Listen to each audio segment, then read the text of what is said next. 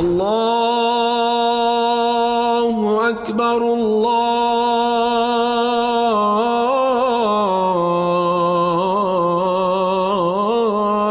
أكبر. Assalamu alaikum and welcome to the Islamic Center at New York University podcast, coming to you straight from the heart of New York City.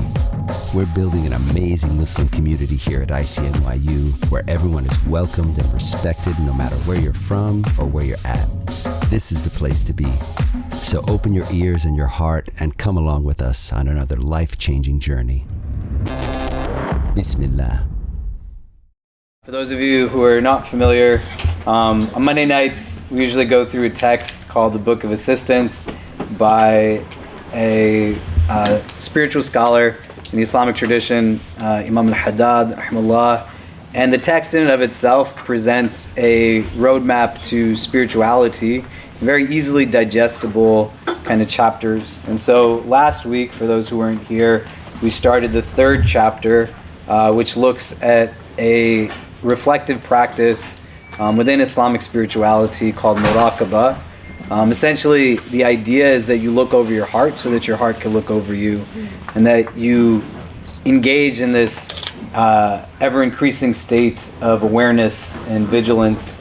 You're not moving through the earth in kind of a default setting that is just a physical body, but you understand that your organ of cognition is not simply a mind that you have, but a heart that also has the ability to synthesize and process information. And so today, we are blessed to have Dr.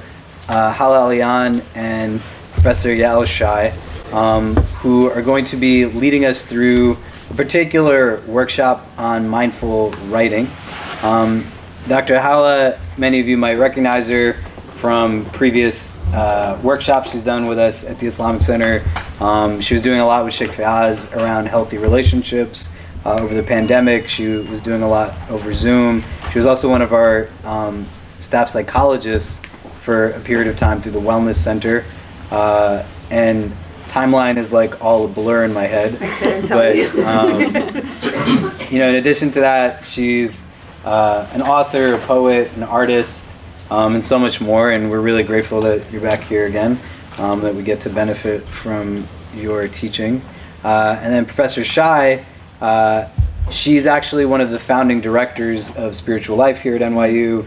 She established the Mindfulness project at NYU. She now runs her own mindfulness consulting company. She has the misfortune of co-teaching a class with me at NYU's Wagner School. It's called What Really Matters. Some of you are actually in that class or you've taken that class. And she's really an expert in this field. And so one of the things that you want to do tonight is just be ready to engage in the process, and allow for yourself to yield to that process, right? There is opportunity to kind of deepen in some of these skills. And one of the things that we have that's a challenge in the prism of modern society is the diminishing of places of stillness. And when you don't have places of stillness, you then don't know how to necessarily engage places of stillness. And so what we want to be able to pass on today are some concrete skills around utilizing writing as a tool for deepening in mindfulness, which essentially is what muraqabah is, right? It's the practice of engaging deliberately in an increased mindfulness, rooted within this idea of an ethical imperative. And so when they're asking you to engage in the practices, engage in it, allow for yourself to yield to it, become vulnerable to it, and the increase is going to be for you. If it's the first time you've done something like this, then understand that it's an exercise. And the more you do it and the more you come to it, the more you build a link and a connection to it. The last thing that I'll say is if you are in our class and you are here as part of the class, we'll remind you again before we wrap up today, but in order for us to be able to know that you were here, you can just shoot us an email with kind of a reflection on the session for tonight, and then we'll be able to record that as an extra credit assignment for the class. Yeah, great. Okay, So go ahead, please. Thank you so much. All right, so very briefly, I want to invite you all to turn to the person next to you, and not a time for like extensive conversation, but just like a very brief, you can introduce yourself and one intention that you have for the next hour and 10 minutes that we have together. So, go ahead. Okay, so we're gonna bring that energy inside, and we're gonna just take a moment to sit with that intention, the intention that you just shared with your partner. And we're gonna do a very brief little meditation. You can keep your eyes open, you can close your eyes, whatever feels comfortable for you. I just want to invite you to take a deep breath and then release everything extra that you don't need right now. Release any tension in your shoulders, release any tension in your jaw. Give yourself any little stretch or relaxation move that feels nice right now. Just notice that your body in this moment is here. It's here. You're with us. Either you're with us virtually or you're with us in the room. And you just want to invite your mind to be here. Of course, your mind will wander to what's going to happen later, what you need to get done, what happened yesterday. That's normal. But we want to keep gently bringing it back to your intention, to the reason why you showed up here tonight, and to the body that's sitting right here, this moment.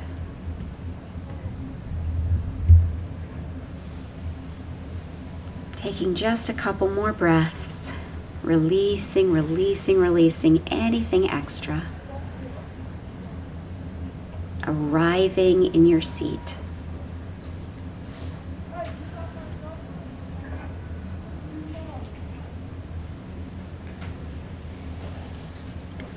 When you're ready, you can open your eyes if they're closed or bring your attention back. All right.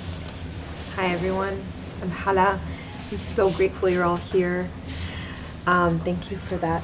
I'm very grateful to be doing this with you. So I wanted us to go into a short free writing prompt. It's going to be the first thing that we do in terms of writing, not the last. And what I want you to meditate on and free write on is the sentence, when things change, I feel blank. So when things change, I feel, and we're just going to take maybe 3 minutes.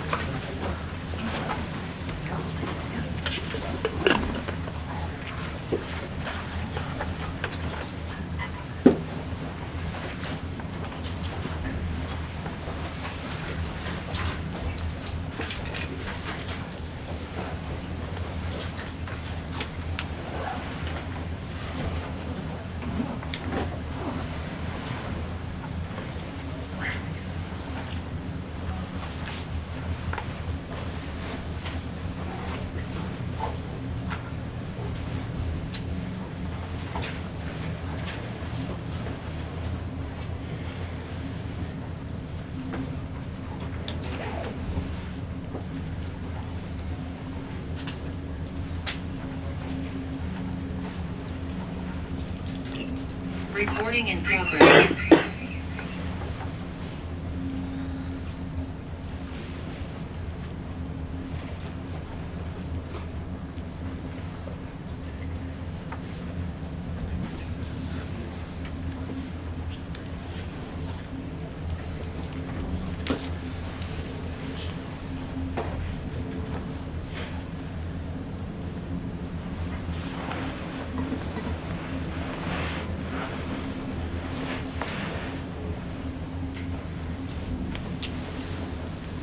Do 1 more minute.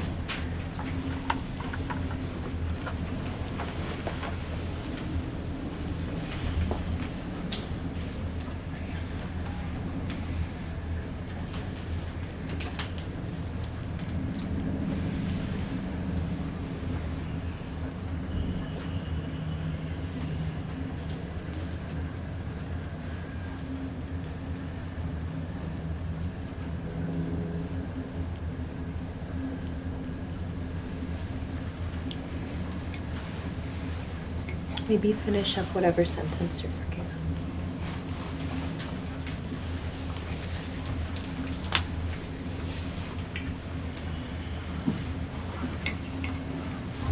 on. All right. So when I did this exercise, the very first word that came up for me is scared. Even when it's a good change, I still feel scared. And then usually what would come after that for me would be strange, uncomfortable, discombobulated, like disoriented. And again, it almost doesn't matter what the change is, good, bad. I mean, when it's a bad change, that's really hard. It's definitely harder. But even good things like graduating, like when I got married, like when I had a kid, every single particularly big change brought with it just like an avalanche of feelings, and most of them pretty uncomfortable and pretty bad ones. And it made me think about a story that I heard Nick Hornby tell.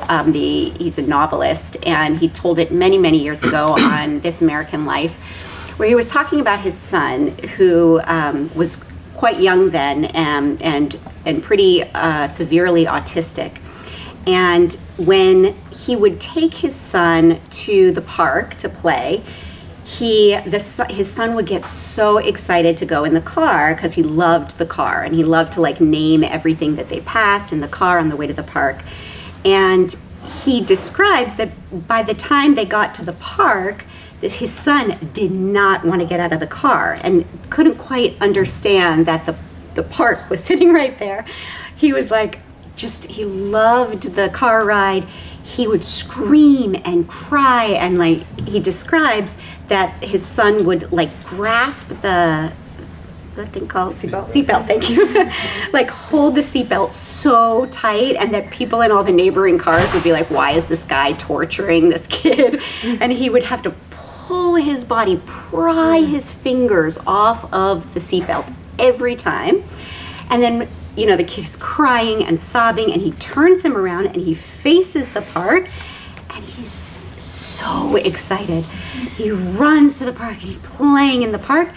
And then Nick Hornby says, like a couple hours later, we do the same thing in reverse back into the car, because he forgets, and he has, he doesn't want to leave the park. And I truly understand how that feels. Like that is the feeling of, in my experience, of like trying to pry myself off of whatever place I was before when I'm trying to move to some place that's coming next. Change is very, very difficult for most people. Maybe you're a, unicorn that goes through it very easily.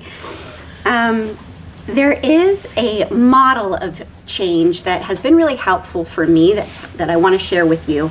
It was created or developed by a man named William Bridges, and he describes it as 3 different states of change that all of us at all times are always going through at different times.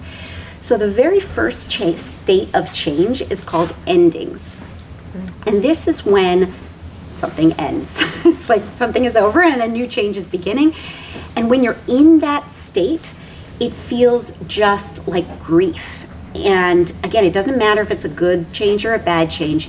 Any change brings about this particular period of grief and loss and sadness often.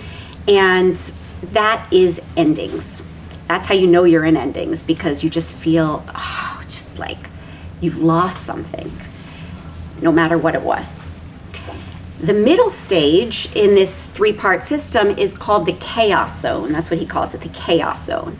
And this is where you often feel disoriented, like you're not sure, you're kind of completely unmoored, and the new way doesn't feel comfortable, but the old way is, you're not quite, mourning the old way anymore. You're just like in this middle, squishy, strange zone. And the chaos zone is a place of like real fertility and growth and possibility, because nothing is gelled yet. It's not formed yet. But it also can be very, very disorienting and hard while you're in that. The best example of the chaos zone that I love is if you've ever, I didn't know this, is brand new to me that I just learned this last couple months, is that, I don't know if you know that caterpillars, when they become butterflies, everybody knows you get in a cocoon, they kind of crawl into the cocoon, but in the cocoon, it's not like they just burst wings forth. They consume themselves. They become like this squishy mush, basically, and it's nothing but mush, and then from the mush becomes the butterfly, which is a crazy thing, and definitely, again, how it feels when you're in that state of change. Like, you have to come apart in some way before you can grow the wings, and before you can be who you need to be. And so that's very emblematic of that stage of change. And the final stage of change is called new beginnings. And that's one where it's sometimes hard to recognize because we're already kind of in our new life. And we may just notice like, oh, this thing that was like so hard for me or so confusing for me maybe isn't anymore. It isn't that much. You're taking steps. You might go back to the beginning, you might go to the middle, but you're taking steps in this new beginning place of change. So just take a moment for yourself and see if you can locate, at this moment, where are you? At what stage in the process are you? Maybe it's one more than the other, maybe it's a little bit in all three, just something to be aware of. And the final thing I want to talk to you about is mindfulness. That's, my thing.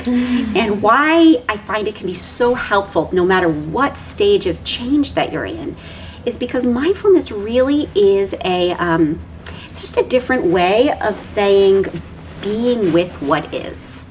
Stopping struggling with life. Just for, the brief period of time, for as much as you can, putting down the weapons that we do all the time when we're battling life as it's happening and saying, this is what's happening. Doesn't mean I like it. It doesn't mean it's pleasant. It doesn't mean I would wish it on anybody, but it's happening. And just in that kind of being with what's happening, in accepting what's happening again and again and again, it's just a method of stopping the suffering, because when we fight with life, we add suffering on top of the difficulty we're experiencing. It's like another layer. First is the change, which is hard enough, and then is the resistance to the change. So when we practice mindfulness, we just practice saying, I'm going to stop adding to that extra layer. It doesn't mean the original thing goes away, but we're not adding extra. So that's the practice, and we'll do a little bit longer of it. And it's not a one and done type thing. It's a constantly coming back, constantly asking yourself, like, how am I resisting? How am I suffering? How am I struggling by not accepting just what's happening? And again, it doesn't mean that we don't try and change what we can change, but there's some things that we cannot change. And so in those moments, like, we just kind of surrender, we open to what's happening. And then the next stage is to bring a little kindness to ourselves. Just bring a little care. Ask yourself, what can I do for myself when I'm feeling this way, when I'm going through this? It could be something small, like getting a glass of water. It could be something big, like going to therapy. It's just, it's just, what can I do for myself? What will help my body when I'm going through this transition, this change, this difficult period, this moment? How can I bring some kindness and care to my experience? Okay, that's what I got. Talk a little psych? Yes. Let's talk a little bit psych. That's beautiful. And that example of Nick Hornby's son, I resonate with extremely deeply, actually. Okay, so I wanted to talk, I think there's going to be a lot of overlap, but I wanted to talk a little bit about change from a psychological perspective. And I guess to preface what I wanted to say is to say the way we interact with change, the way our nervous systems are going to respond to change, like the best predictor of the future is the past, is going to have a lot to do with historically what has been our experience with change, you know? So if you're somebody that has had a lot of trauma in your life, if you're somebody that's had a lot of upheaval, a lot of displacement, et cetera, you are going to be entering periods of change likely with a much more activated nervous system than somebody who has had, you know, relatively positive experiences with change. I wanted to echo something that Yael said, which is that research has actually shown that it is just as disruptive to experience a positive, so losing a loved one can be just as disruptive as the birth of a child. Losing a job can be just as disruptive as starting a dream job, graduate, etc., getting married, divorce, etc. And part of that is because your nervous system doesn't know the difference between a good change and a bad change, right? So we don't know, all it knows is that something that felt steady and stable no longer feels steady and stable. And things that felt predictable, like you could rely on the fact that, like, you know, Monday at 6 p.m. you'd be doing fill in the blank, no longer feels that way. And so it's actually kind of, I really want to highlight this, that it is sort of irrelevant whether the thing in the long run is in the interest, in the service of something, you know, positive or not. And the reason I say that is not to make us feel like bleak and hopeless, it's to hopefully engender a certain degree of self-compassion, because I think what can happen sometimes in moments where everyone around you is like, why are you having a hard time? All these amazing things are happening to you, etc., is that you can do that thing where you're kicking yourself when you're down and sort of feeling like, why am I not able to access gratitude in this moment? Why can I not access like more positive emotion in this moment? Why do I feel empty? Why do I feel numb, etc., etc.? It might just very well have to do with the fact that something has gotten jolted in your ecosystem. You know, and it doesn't quite, there's parts of our brain, you know, we call it like the lizard brain, or like parts of our nervous system that you can't have a direct conversation with, right? I can't sit down with my, at times, overactive nervous system and be like, you're actually fine. Like, can you relax? Like, it doesn't work. I don't have a direct line to it, right? And so I think the kindest thing that we can do for ourselves, and probably for people around us, is to just like take a beat and kind of meet reality where it's at. I think there's something to be said for this idea of like radical acceptance, which is also something that shows up in a lot of psych research. Radical acceptance doesn't mean you like what's happening. And it doesn't mean you have to spin it into something positive. And it doesn't mean you have to make a gratitude list. If those things help you, go for it. If those things end up feeling like toxic positivity, we don't need it. It just means really that you are meeting the moment as it's showing up, you know? And there's something about, I actually have someone recently, I was having this conversation about change, something similar, and they were just like, isn't all of therapy just you break your brain against reality over and over and over again until it kind of catches up with what's happening? And there is some truth to that, right? Like, there is something about like, you kind of have to like rehearse something repeatedly before you can really come to terms with the fact that it's happening. And I think reality and change are like no different, you know? I wanted to also talk about sort of there's a bunch of different research models around psychological change, but there's one in which we talk about kind of 4 stages: shock, anger, acceptance, commitment. And so the initial one is kind of just like, I don't even know what is up and what is down. The next one, usually anger, that can look like bereavement for some people. It tends to be anger, it tends to be defensiveness, but for some, it can just kind of feel more like hopelessness, or that's really when you're just kind of like, I don't accept this, right? Like, no thank you. Like, unsubscribe to this entire life experience. And then there's acceptance, and that's kind of what we're talking about we've talked about this before, where I'm just like, I love the concept of exposure therapy. I'm a big fan about it. I talk about it constantly. And I think that sometimes whether or not you go and do exposure therapy, life is exposure therapy. So even if you kind of do nothing, eventually you'll catch up to your circumstances. That's a little bit of what we're talking about when it comes to acceptance. Commitment is really where the like good stuff comes in. And so that's sort of like the gooey part of that's the fertility part in my mind. That's the part where you not only have come to terms with your reality, but you're also like adapting to it. You're also looking for pockets within it to pivot and to like create new understandings of the world and figure out how you might be able to flourish and thrive within it. That's the part where it starts to feel like you're like coming back. to yourself or to your community or to whatever the things are that feel like they're your anchors. I will say just a couple of these are just kind of brief things. One is there's something called the uncertainty bias, and that basically means that when something changes in our life, we tend to assume it's negative.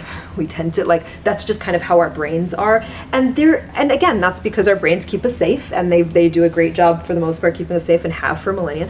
But we tend to, anytime someone's like, hi, here's now something else, 9 times out of 10, most of us would be like, I would rather just go with what was happening, even if it wasn't that great, because I know what it is. And there's a predictability to it, and there is some degree of, I'm not going to take that away from us, there is some degree of safety and predictability, even if it's a circumstances that isn't ideal. So that's just kind of something to keep in mind, that in general, we tend to overassume the negativity when something shifts. There's also this idea of sort of the rebound effect, that when things are trying to change, we tend to then try to control other things. So those are the periods in life where we can find ourselves now trying to overanalyze, over-control, over-obsess about other areas, because we can often feel really out of control in terms of whatever the change is that's happening in that moment.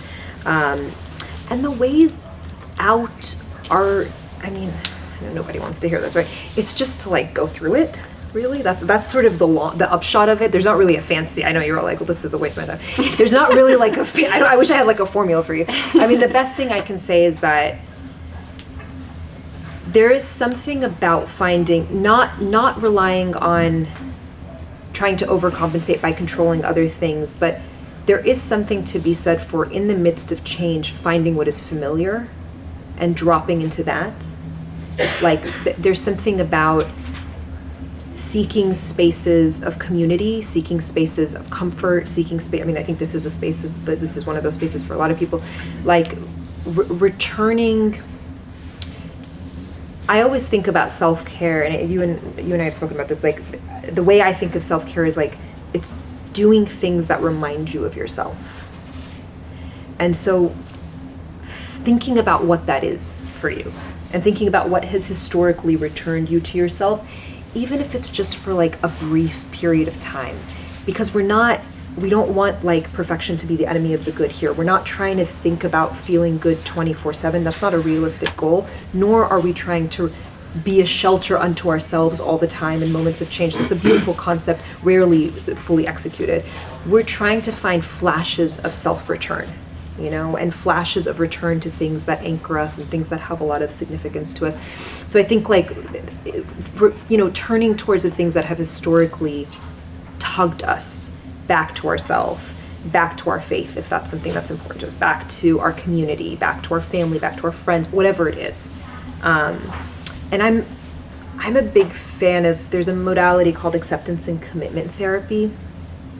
And they talk a lot, that modality talks a lot about, it doesn't really matter how you feel. Stay with me. It matters, what matters is what you value. And it matters that you build a life that is filled with things that have meaning for you. And I'll tell you why, in times of distress or in times of change, it's more useful to have a compass of values than it is to have a compass of pleasure or relief or feeling good. Because if I'm not, there have been times where if I went by my feeling, I wouldn't have gotten out of bed the entire day, right? I wouldn't have come into work. I wouldn't have called my friends. I wouldn't have showed up for whatever. I just wouldn't have done it because I didn't want to. That's not what felt good in the moment. If I use a compass of values, then the question I ask myself is, should I do this because it's in alignment with my values? Not should I do this because it's what I feel like doing right now? And that answer might be the opposite, right? So there's a ton of things that I do in my life, and I imagine everyone here does in their lives, because it aligns with your vision for yourself and your vision for your life and your community and the people around you that you care about, and living a life that's in service of those things. And that actually reminds me of the thing that Yael was saying earlier of look into your heart, and your heart will sort of help guide, where there's something about this recentering, really taking note of what our north is and being able to do that on a kind of continuous basis, to be able to do that in moments of strife and turmoil and chaos is the greatest gift you can give yourself, actually, because what it does is it strengthens that relationship with yourself, and it really clarifies values, because if you can find something to wake up for every day and to do acts of service for every day, even in the darkest moments of your life, I mean, you've now created an unshakable bond with yourself and the world and the things around you that matter. And so I'm way spoke over my time. But yeah, I think those are just some of the things to think about in those moments of change. Beautiful. That leads directly in. So if you have questions, if questions are bubbling up for you, write them down, because we will have a time for questions, but we're going to try and take you through the experience first. And one of these beautiful things that Hala just said is, kind of how do we tap into that well of our own strength, of our own heart, of our values, all the time, but especially during times of change and difficulty. So we're going to do a little bit of a meditation that might help us to tap into that. So I want to invite you can put down your journal or whatever you have. And again, if you're comfortable closing your eyes, you can close your eyes. If you'd rather just keep them softly focused in front of you, that's totally fine. And I want to invite you to just kind of drop in for a moment. You don't have to stop your thoughts. Just want to invite you to come on a journey with me into a little practice. If it helps you to put a hand on your heart or a hand on your belly, sometimes that helps me to kind of focus inside. And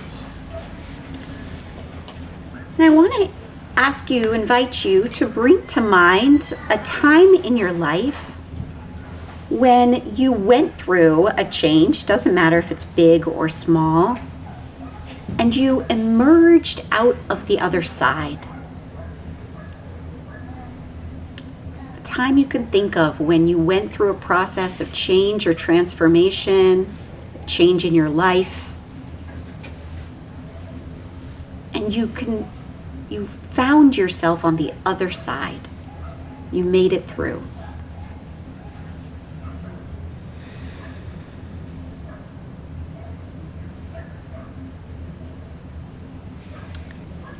So as best as you can, bring that experience into your mind's eye. See how much you can remember about it. How did it feel while you were in the process of the change?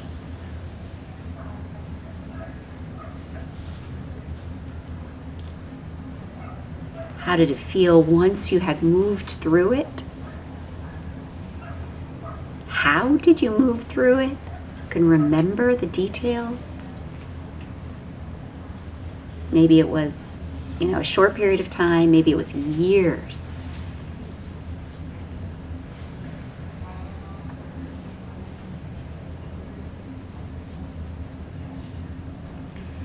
And mostly, I want you to see if you can get in touch with how it felt to come to the other side, to realize you were no longer in that ending zone, chaos zone, and you were firmly on your way to a new beginning.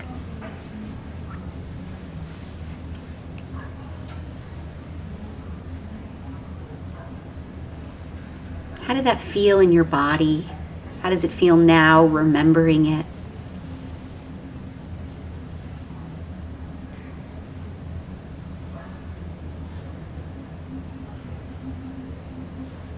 What qualities did you develop in this process, moving through that change?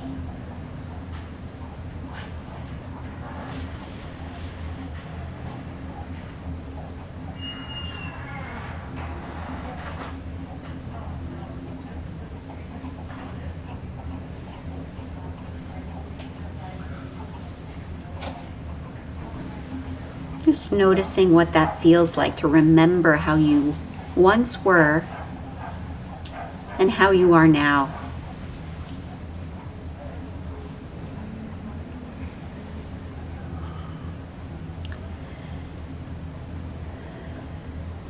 And just keeping that in mind, I want you to now bring to mind a change that you're currently going through. Whether you're at the beginning, middle, or end stages of this change. Just notice what comes up for you when you bring up this change into your mind, what feelings, sensations are associated with it.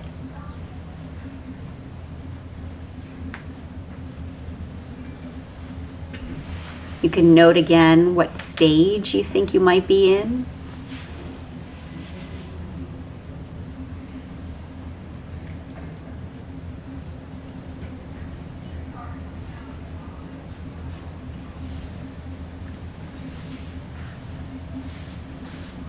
And then drawing back to that first experience with change, or that other experience with change, can you see whether some of the tools that you used or that you employed to get through that earlier experience might be helpful now? Even if it's just to remember that you can do it. That it is possible, that maybe, you had patience, that you found strength you didn't know that was there, that you realize that you have this resilience within you.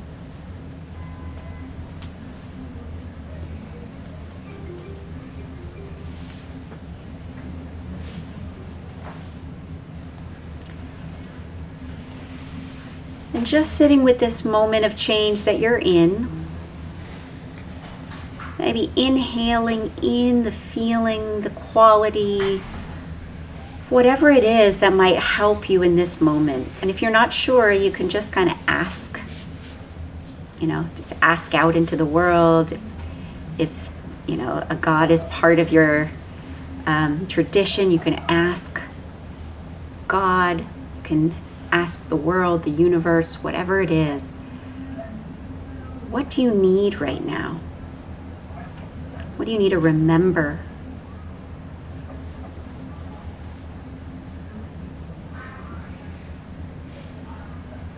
What value do you want to orient yourself towards as you move through this change?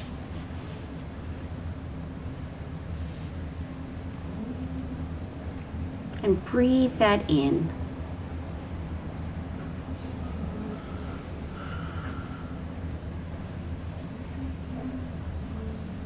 Let it move through your body, just like your breath moves through your body.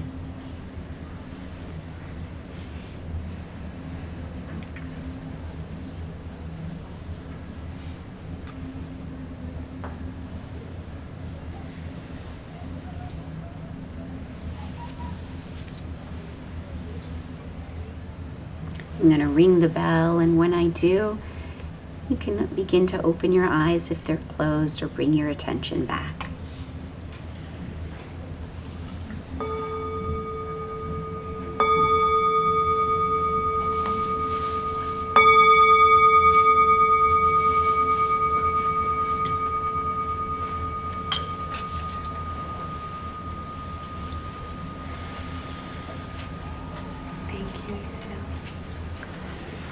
Thank you all for participating in that. I think this is a good place to draw upon for our writing prompt for today. So I'd like you all to write a letter to a future version of yourself that needs it.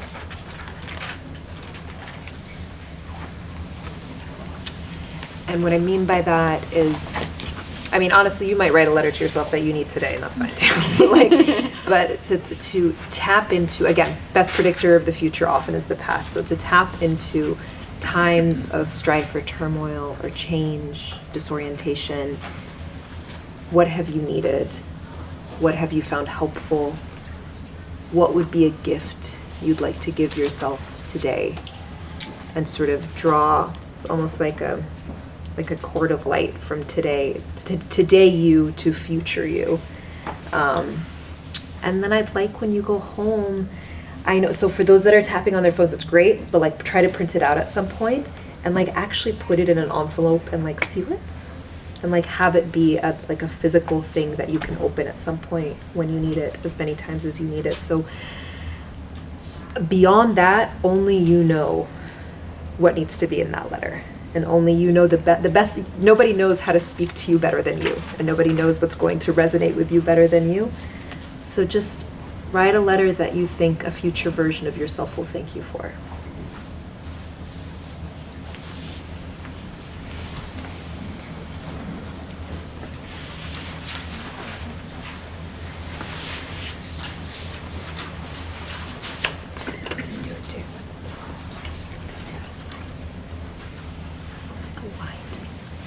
Does anyone have a regular, like, large lined piece of paper I can borrow? Kind of like what you're using. Sorry. I just have my eye on your notebook. Thank you so much. Just one. Yeah, that's perfect. Do you want one, Yael, or you're good? No, okay. Thank you.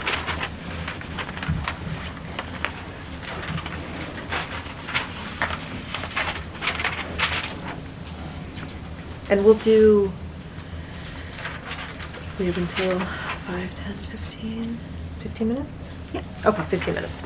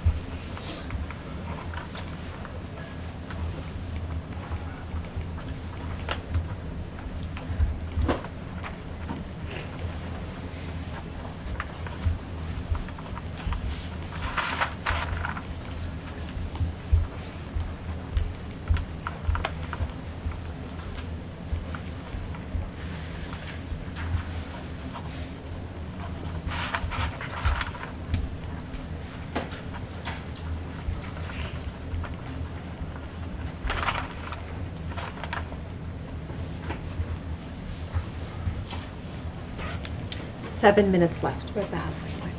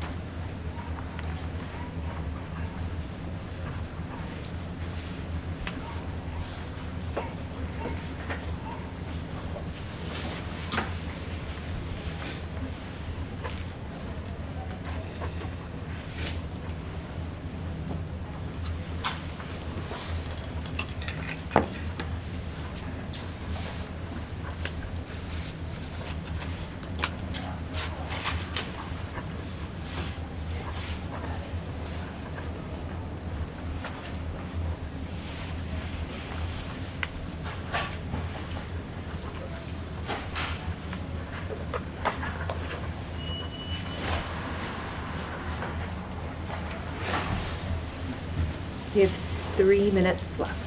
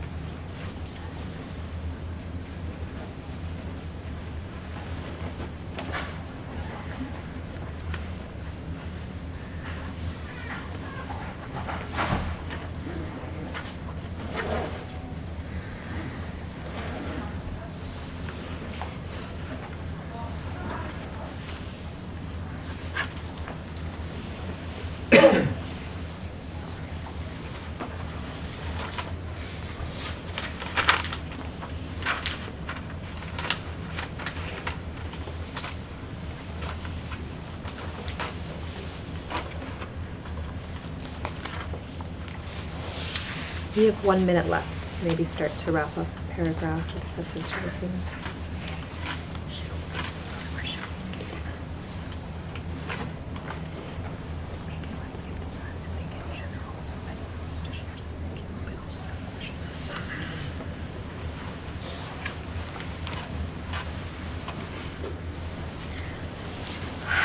All right, so if you can finish your thought and bring it back.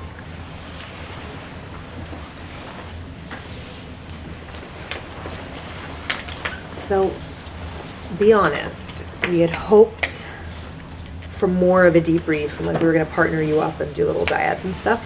But in the interest of time, what we might do, I think, is sort of combine the debrief with any questions or any reflections or any things that are coming up. And so this is a time that we want to invite you to, if there's anything in particular in your letter that you want to share, or if there's anything about what the experience of writing that letter was like that you want to share, but also if there's any questions or things that are coming up from just like all of the stuff that we've thrown on you in the last hour or so.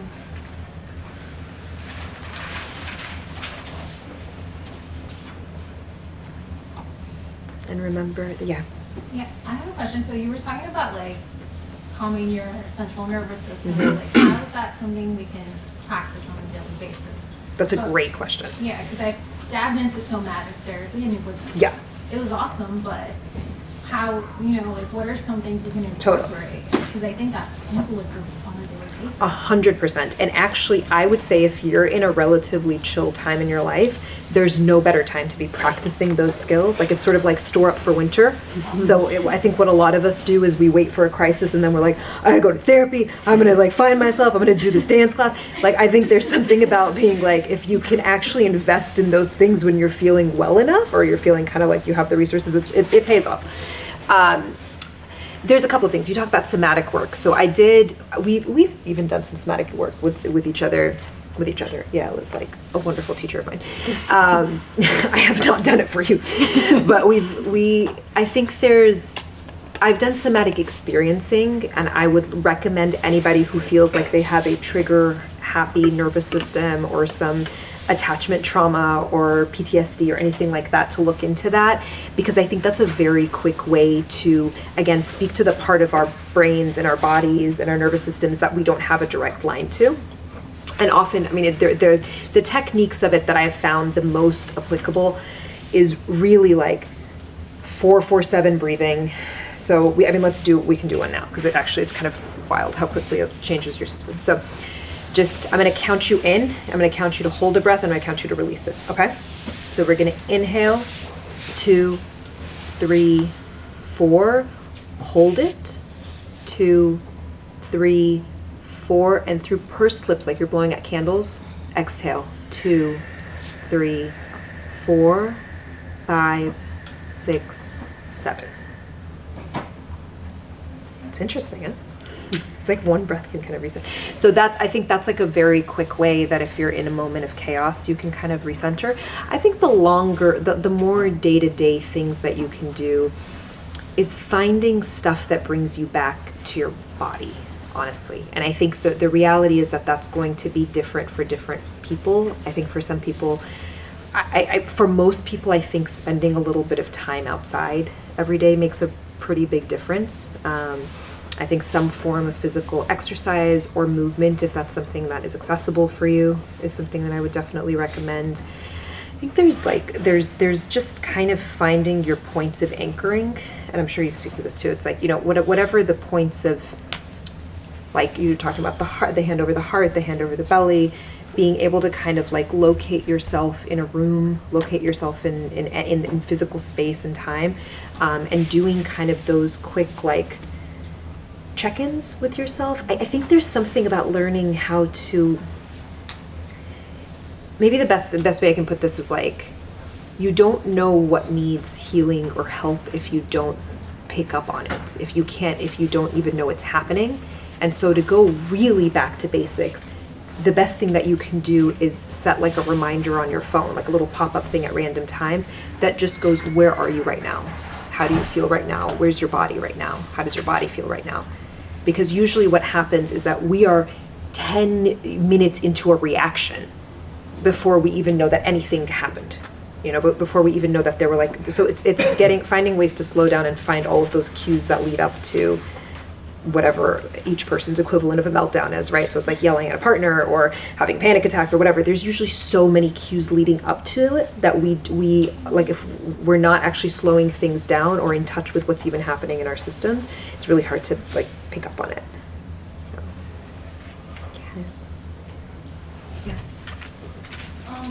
Wait, was that me? Yeah. Okay. I had a question because I don't know how this whole conversation kind of interesting, but so I was wondering, like, for me, actually, like, I actually really like I enjoy change a lot, but like so much so that like, it's like every day is like kind of different. So I was wondering if you have any advice for people who like enjoy kind of that and like how to find balance in that, because I feel like I like the idea of like balance. Yeah. I don't necessarily enjoy like consistency because I just don't, So, but like I do like feeling like, in my element, but like with different things like happening, just because I feel like it's like more comfortable for me. So I was wondering like if you had any advice for that. So do you mean change or chaos or what? Like, tell me more about what you mean. I think I like change. Like I just like I don't like every day to be like, okay, like at like 10 a.m. like I have to like of course it's like work. But, Like shaking it up, like kind of having yeah. variance of schedule, kind of. Yeah. Yeah, I think that's perfectly. I mean, I think that's that's certainly change on a micro level.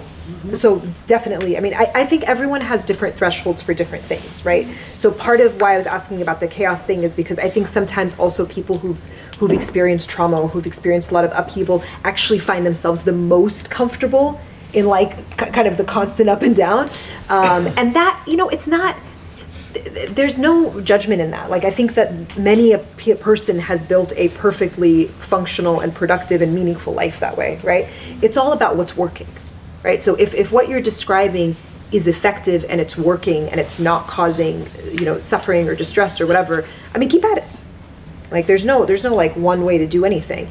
If you're talking about, well, I enjoy that and I also, am feeling hungry for, or I'm feeling drawn to maybe more equilibrium or some touchstones in my days, you know what I mean? Like something that's familiar, routine, then I think that's like something that you can play with. What do you think? Yeah, I agree. And I also don't know if you're saying this, but I'm kind of hearing it in your question. I wonder if the opposite is actually more of a problem, like things get boring. Exactly. If you don't have a lot of inputs and changes a lot. You're right. And I think that's a different approach, that when things feel boring, it's a different way of saying, I don't like this. I don't like this reality that's happening to me right this moment. It's kind of like an aversive state of mind. And number one, like Hala just said, like no judgments. That's just who you are. It's how you're built. And it's, it's okay. And sometimes life is boring. And how do we deal with that? Like, I wonder if you can kind of sharpen the curiosity and the attention. So it could be like, okay, this is the same day I've had yesterday and it was the same day I had before, but maybe this time I'm going to really pay attention to like what my food tastes like or what the wind feels like on my face. So things that like our mind is just kind of coding as same, nothing has changed. You actually can find a million changes. It's just the lens is kind of sharper or looser. That makes sense? Yeah, and I think there's something about like what a person's relationship to change and what a person's relationship to stillness. And that's not necessarily what you're talking about. You're not necessarily talking about stillness, but I'm bringing that into this. Like both are interesting. Both are interesting points of data. You know what I mean? If anything, again, I'll go back to my obsession with exposure therapy, that I think if anything is particularly uncomfortable to any of us, it could be interesting to hang out there for a little bit and like see what comes up. Yeah. Good question.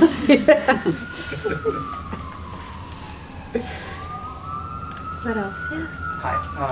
So I think most of us know that mindfulness is good for us, but like all of us do not end up practicing mindfulness on a daily basis, right? Whether it's like meditation or mindfulness writing, right? So why is that, and how can we bridge the gap between thinking and actually implementing that everyday basis? Any mental models? That's a great question. What can I ask you a little follow-up question? Of course. Okay. Why do you think that you don't? Okay, so you know something's good for you. Yes. In this case, mindfulness. But you don't find yourself doing it. Why do you think standing in the way? Why do I need that? Value of it. Like, what value can it bring to my life? Yeah. For me personally, I do practice it like semi-often, but I want to do it every single day. That's the why. Okay. How important it is. So logically, you started off saying you know how important it is. So it's not like if I rattled off a few more figures, you'll be like, oh, done, doing it every day. So there's some disconnect between like cognitively or like, you know what the research says maybe, but there's something standing in your way of doing it every day. My guess, you could disagree with me, my guess is the why is important, but it's an internal why. It's like, I'm so sure inside that this is what Hala was saying earlier, like aligned with who I want to be. It's my North Star of like, this is the vision I see for myself. And I know enough about what this practice does for me that I'm gonna like really go all in. And there's a million things that we all know are good for us and don't do. A million things we all know are bad for us and do a lot. So there's so many places in our life that there's actually like legitimately a competition of desires, a competition of values, and we could play it for the end of the world, like how close can we get to living that life of alignment with our values? But can you just tighten it a little bit? So rather than like just being like, I have to meditate every single day or I've failed, it's another way that we kind of can beat ourselves up or like not have a resistance to the practice. Because then there's like this whole other layer of like, oh, I'm bad. I'm not doing the thing I know is good for me. And it becomes like this whole fight. So instead of kind of getting engaged in that, I like to say like it doesn't matter, even in a single meditation, if your mind is wandering like the entire time, but you keep bringing it back, that's what matters. The same thing in your life. Like if in your life you kind of veer off in directions that like ultimately don't feel very good and is not in alignment, all that matters is the moment you move back to alignment. 5 minutes today, you're good. Amazing. Celebration. And so does that help kind of get that alignment is the goal, not perfection, not never messing up. I feel like there's another thing I want to say, which is that sometimes the resistance to doing the things that is healthy for us,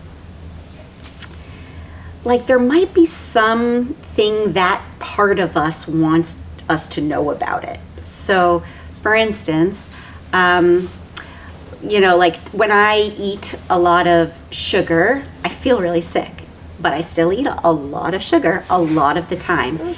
And I couldn't just keep being like, okay, remember, you feel sick when you eat sugar, you feel better when you don't eat sugar, and I do all that all the time. But there is sometimes if I slow the process down and I'm like, all right, I know that I shouldn't eat sugar. My insides know that I shouldn't eat sugar. But there's some part of me that's constantly being like, more sugar, please, more sugar, please. So if I turn towards that part of me and I'm like, okay, why are you doing this to me? Why are you pulling me towards the sugar all the time? And often, like if I really look at it and I really listen to it and I imagine really imagine that it's like external to myself and that I'm talking to it, then it will give you information. It gives me information. So it'll say something like, because you deserve it, because you had a hard day, because like, you know, it's like comfort, it's soothing, and it probably was formed when I was very young, and it was like the thing that was like, well, when other things are hard, come here, I'll comfort you. It's like trying to comfort me. And so instead of being like, you jerk, you know, it's just like, that's not a way you treat something that's trying to help you. Like, I could turn towards it and be like, oh, thank you, I love you, thank you for trying to comfort me, you've done such a good job, I know you're doing your best, and you know, I don't need to actually eat the sugar. I can just kind of like love the part of me that wants the sugar. It kind of gives a little space to that thing that's controlling you and pulling you in a different direction. So that's another idea. Yeah. Yeah, I would add to that too, just that like, there's no one way to do anything, right? So like, I don't know that you need to, maybe I'm saying this defensively because my meditation practice has been terrible. Like, you don't have to meditate every day. You know, like, prayer is a space of mindfulness, right? Like, conversation is a space of mindfulness. Like, I feel like the last hour and a half that I've been here, I feel like I felt very present, and that has meant something. Like, I think there's a way, if there's a resistance to a particular like ritual or something connected to what you think it needs to look like, you can try to look for it in different ways for now. And then the other part of it too is, honestly, I feel like all of life is just you forget and you remember, you forget and you remember, you forget and you remember. You know what I mean? Like, that's kind of, I think there's something in like surrendering to that and being like, I don't know that the goal of any of this is to reach a place where you're doing everything you believe you need to be doing every second of every day, and that's it and we've achieved it. It's about the striving, and it's about like, the forgetting is just as precious as the remembering, because it allows you to remember and allows you to return to the thing, you know? Yeah, so it's just another thought. So this is more a question for people who are in the habit of journaling. What writing prompts do you feel like have been helpful to you and that you recommend? Because I feel like a lot of times there's one spectrum, it's like, okay, I'm feeling grateful. You list things you're grateful for, and then one day you're like, okay, I'm upset. You're like, you know, all the negative things. Right. So how, like, what are some writing prompts that help you identify those emotions in between? I think that's a great question. I mean, I think I imagine there's, so one of the things I would recommend you look into is narrative therapy. If you just even Google narrative therapy prompts, I bet if you're somebody that journals a lot, there'll be a ton of stuff in there you'll like. Narrative therapy does a lot of like writing letters to different parts of yourself. That's something we've talked about. Like, you've taught me, like, you know, the idea of like, if your fear or your dread or your anger like took the mic, what would it say? And then what would you say in response to it? And then sort of this like call and response exercise. I think that there's something about, I really like the idea of like imagined futures and writing towards like imagined futures, but also spending times with like different past versions of the self. I'm very big on like, how do we create these like webs of connection between different parts of ourselves? Yeah, I think I'm trying to think of like others. I feel like you have some good ones too. I was just thinking I don't have any good ones. Maybe other people in the room have good ones. That's a great idea. Yeah, do you feel like you have writing practices or prompts that you've created for yourself? Yeah. I mean, sometimes it's just helpful to just kind of like not like judge yourself or judge anything else, like anybody else around you, and just like go for like what's in your mind. Like, even if you're like really upset at something and like feeling like right at like an all happy level or something, like that like really helps, because like it kind of just like it helps you like let go. Totally. You know? Yeah. So, like, yeah, if anybody has any advice, that's something. Yeah, write an angry letter, but don't send it. Like, I think that makes a huge difference. I think there's something also, if you're thinking about kind of the stuff we're talking about here in terms of mindfulness, is like, if you can pay attention enough to some aspect of your day, some interaction or experience you have during the day, just make a note to do that once and then write it at the end of the day. And I think that can be a big way to strengthen that muscle of like paying attention to mindfulness, because there's something about, actually, this is when gratitude lists are done effectively, I think this is why they're so helpful if you're not beating yourself up about it, is that what it does is it trains you to look for the next thing you're grateful for if you do it enough. So it actually becomes incredibly useful. So it could be that there's something in that could kind of be like a double whammy, where you're giving yourself something to write, and you're giving yourself an opportunity to practice being present. On that note, one thing that I learned from Melissa Carter, who's the director of the Spiritual Life Center, is she says, at the end of every day, what's one thing I can celebrate from today? And I did that for a little while. It's really nice. I love that. Even if you're not journaling, if you just say it to yourself before you go to bed. I love that. And then morning, you can do like, what's one intention I have for the day? Beautiful. Another prompt that I use when I don't know how I'm feeling is I'll have either myself or I'll have a friend just give me a super random word or phrase, and I'll just write something centered around that. Yeah. It doesn't have to do with me at all. Yeah. But then sometimes when you go back and read that, you can kind of see where your head was at and Totally. extrapolate from Yeah. I used to do that with poetry. It's like open to a random word in the dictionary and then just be like, put this in a poem in some. Yeah. It's true. You go back and you're like, I remember what was happening there. Yeah. That's lovely. All right, I think we're at time. I want to just remind those of you that are in mine and Hala, Professor Latif's class that to send us a quick note with some of your reflections. Doesn't have to be very long, from the evening to get your credit. I want to thank every single one of you for being here and lending your attention and your thoughts and your presence. And thank you so much, Hala. Thank you. Really and thank you wonderful. all for having us, and thank you for showing up. Anyone wants to give a round of applause?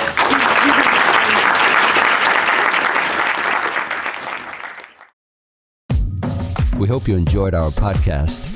If you're inspired by the work that we're doing at the IC and want to help keep it going, subscribe to our podcasts, follow us on social media, donate to help support us at icnyu.org, and most importantly, keep us in your continued du'as.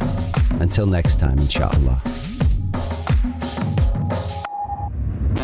Assalamu alaikum.